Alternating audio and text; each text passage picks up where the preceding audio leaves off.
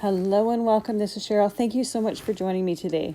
Every day for the month of December up till the 24th, we're opening up a window from this Crafty Advent Calendar from Spellbinders. And today we're working on day 20.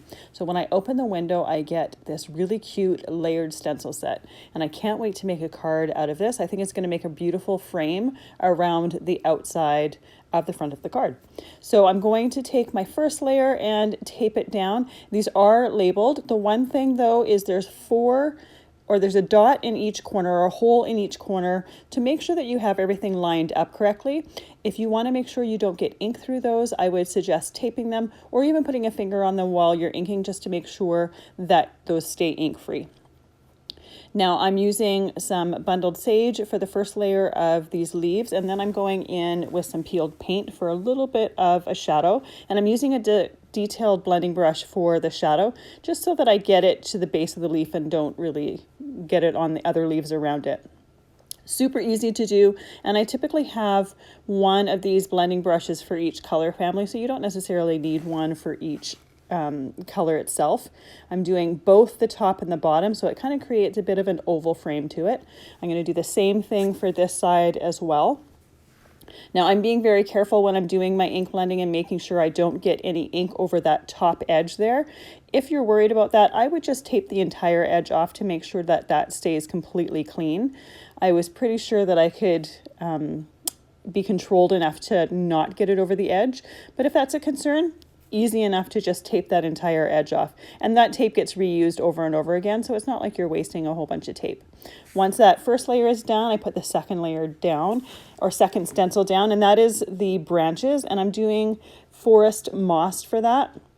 It's a nice dark green that goes really, really well with peeled paint as well as bundled sage. You could also use a brown for these branches.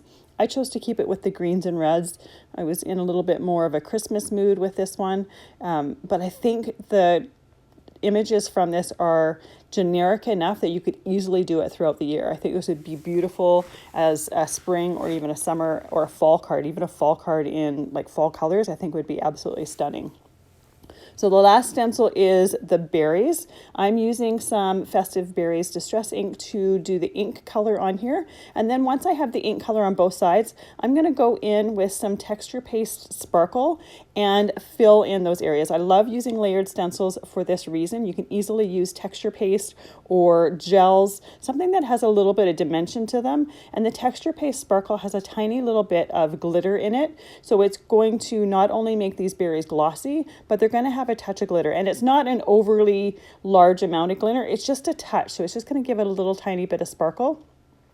I'm taking a generous amount on my palette knife. I want enough to be able to do both sides because I know I'm going to be lifting up some of that ink while I'm putting this down. I don't want to dip it back in my pot, and you can see right on my palette knife just from that one side I have quite a bit of the red that has been picked up in that paste. It doesn't matter for putting that paste down. Any of this excess here, I'm not going to be using it, or I'm not going to be putting it back in the container because obviously it would contaminate the rest of the container. My paper to start was 4 1/4 by 5 1/2. I'm taking a 1/4 inch off of each side, and then I'm also off screen going to cut a red mat for this that's 5 1/4 inches by 4 inches. So I'm going to have a nice mat around it. I'm also taking the poinsettia or Christmas blooms die set from Spellbinders and cutting up some greenery as well as poinsettias. I'm not doing a ton of greenery on this. I don't want to hide that beautiful stenciled image, but I thought it could use a tiny little bit of texture, and I didn't want to do just a poinsettia. I thought just a poinsettia at the top and the bottom would look a little odd, so I did a pine sprig for each side of the top and then each side of the bottom. Before gluing those down, I'm going to glue that stenciled image down, and then I'm going to layer my poinsettia. I have one large red one. It's the same color red as my mat. And then I have one holographic small gold one. Now these are some pieces of cardstock that I did the negative foiling of from previous projects, and I keep these pieces so that it can be used for this particular use. Some of these backgrounds, when they use the holographic foil, is too much and I'd never use it for a full background. But because I had this greeting already foiled and ready to go, I wanted part of my poinsettia to match that. So by using that holographic gold foiled paper, it's perfect. It matches exactly. And it's going to tie everything together. And that red ties in with the red berries and the red mat. So the first thing to do is take my Bearly Art glue down those pine sprigs. Now, you probably saw when I was doing my poinsettias, I like to use my fingers to curve the petals, give them a little bit of extra dimension. I didn't do that with the greenery. I just glued those ones flat. I figured there's probably going to be enough dimension with just those poinsettias.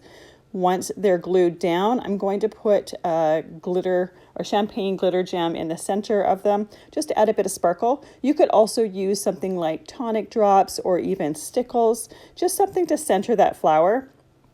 I believe in that die set, there's also some circle dies that you could use for the centers of your flowers, but I always love to use something a little bit more dimensional with it.